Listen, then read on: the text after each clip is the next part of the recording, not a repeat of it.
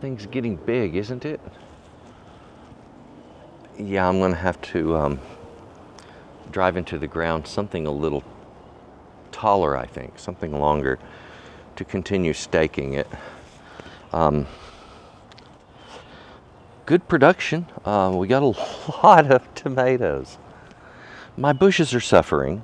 I've started spraying them with some soapy water. I believe I've got some mites of some kind on these, and they are sucking the chlorophyll right out of it. Little specks and loss of chlorophyll ending up in dead leaves and drying out. That's what it sounds like to me. And so I've started spraying them and treating them, and hopefully I can save them. Don't know, but we'll try. And anyway, as you can see, take a close look at these vines down below. They're turning red now. I've already harvested, I would say, maybe 30 tomatoes, and I've got a whole lot more coming. And so looking forward to it. I've got basil up to my waist right here next to me. Yeah, there's a lot going on over here. So I've got to get this tied back. Lots of sweet Chelsea tomatoes have started showing up everywhere, and some of them are starting to turn red.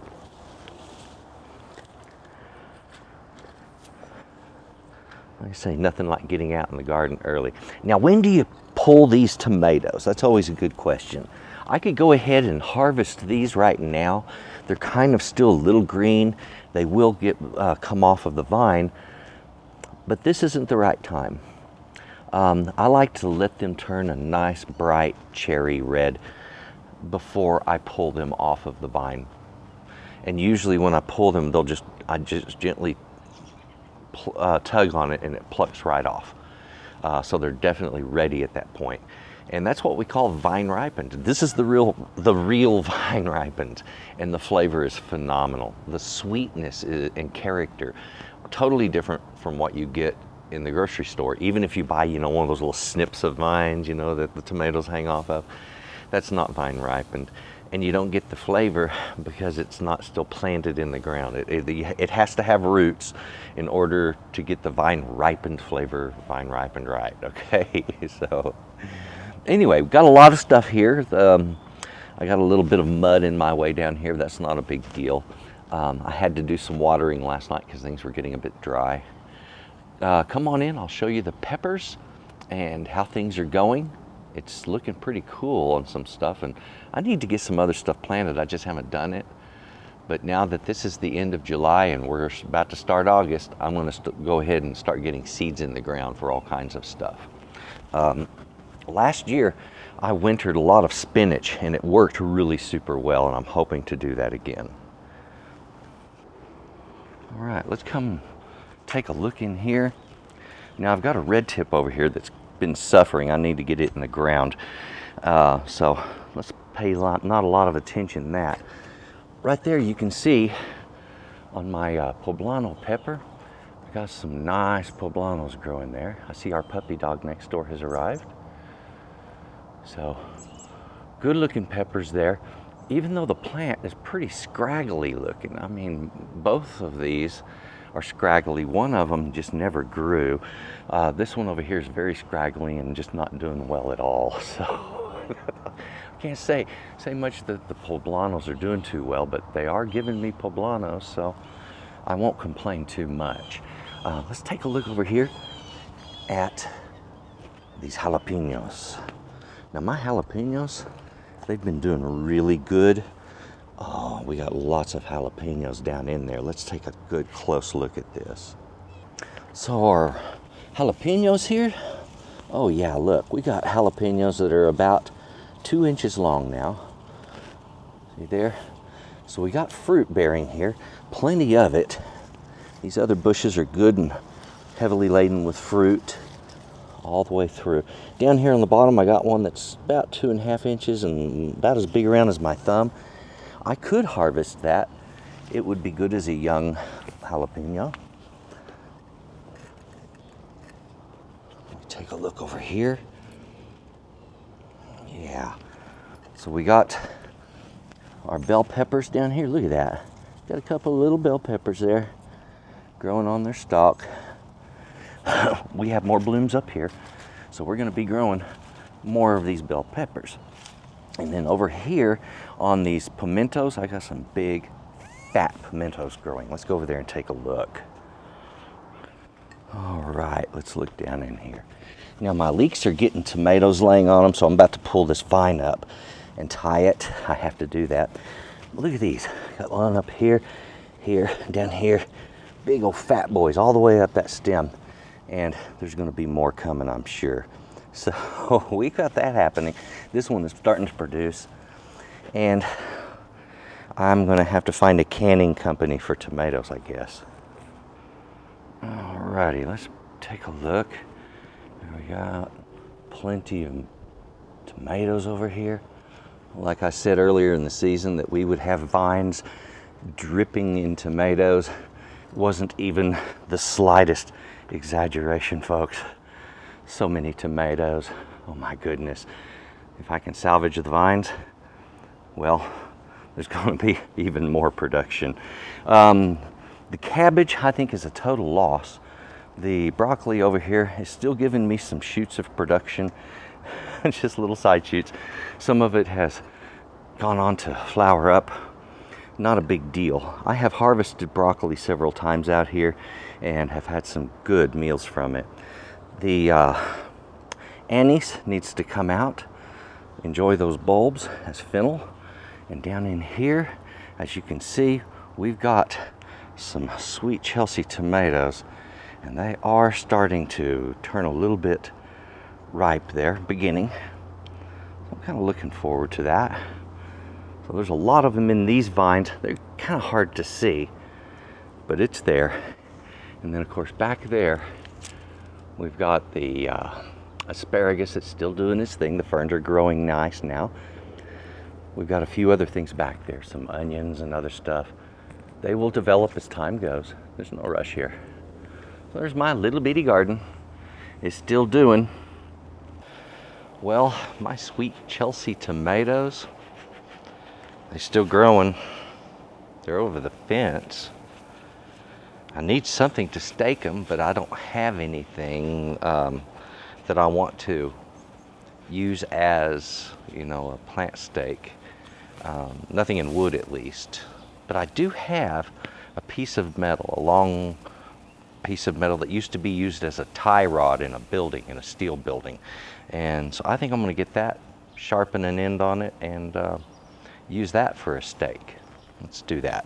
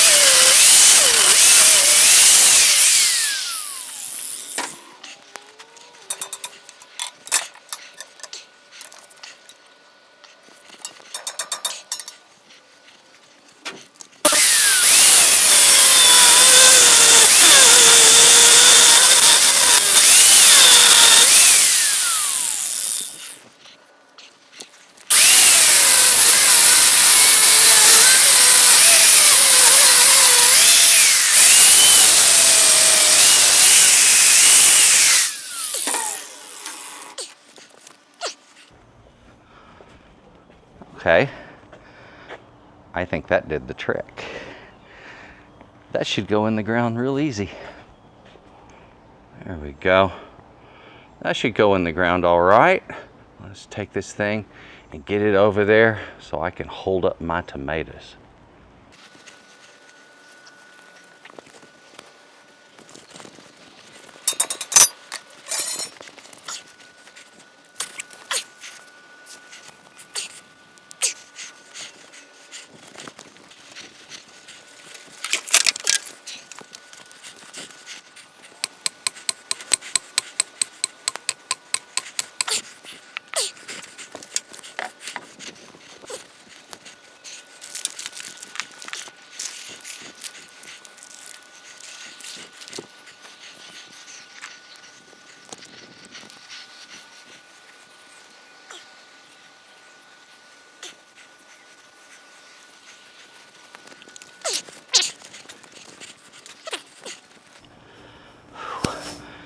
Indeterminate? Yeah, I'd say so. Oh my goodness. Look at all the tomatoes on these. It is unbelievable.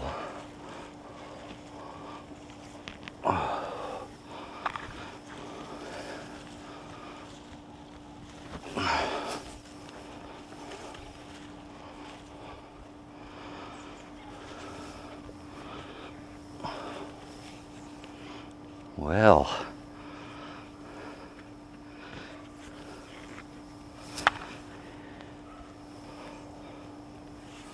sometimes you just got to makeshift. It'll work fine. All right. And remember, if you break a vine or two, it just makes it hardier. Okay, I've got to do something with all the tomatoes on these. I think it's time to do a sun-dried tomato video. There's only one problem. It's been raining. There's no sun. So what we'll do, we're going to do a sun-dried tomato video that doesn't have anything to do with the sun. We're going to make them. Oh yeah. There we are. I think this is a good angle on the back side here. Again, more tomatoes down there. But over here, of course, you can see what we have got going on in the way of the asparagus. Some overgrown basil. I'll plant some more here in a few days. And some weed grasses down here that I think I need to deal with.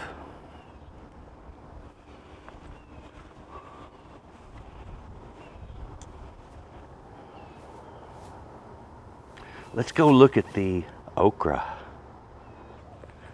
Now out here, of course, my bent grass, it came in really nice. The artichokes, well, they're about 6 inches tall. They haven't grown much. And so I'll try to figure out what I'm doing wrong there. This is what I'm talking about here. They were a little bit late this year and slow to take root. And so if there's something obvious that I'm doing wrong, I'd like to know what it is. I have no idea, but that's what the plants are looking like so far. And this is the biggest of them right here. So we'll see what happens. Okra, some of it has gotten big. All right. And my production on this, I'm harvesting once every 2 days. And I get, out of this one row of plants right here, I'm pulling out enough for 2 to 3 servings each time I cut these. Now, if I cut some, and then 2 days later came out and cut some more, then of course I'm going to have enough servings for a family. So they're producing plenty of okra, in fact, more than I really want to eat. But I came and put these out to have something that was green out here, but also maybe something that would give us something back. They've done that. They look nice. The little yellow flowers look really cool. The seed company I bought my seeds from, they apparently mixed 2 different kinds of okra in the same package. I've got two different plants here completely. They produce okra equally well. The larger plants produce a little better, I think. So I don't know. I might want to find out what hybrid that is and just use it from now on. Well, that's my garden. that's the update, and thank you for watching. Do me a favor, take a look down below in that comments, in the description box also. Leave me a comment. In the description box, you're going to see some links to my website, to the rest of my recipes on Texas Cooking Today, and more of my little garden videos. If you have any suggestions for the garden videos, throw them at me. I'm willing to give some new things a try. And who knows, next year, who knows what we'll pull off. This year it's been nice. I've been getting some good food from my garden. I'm really happy with it.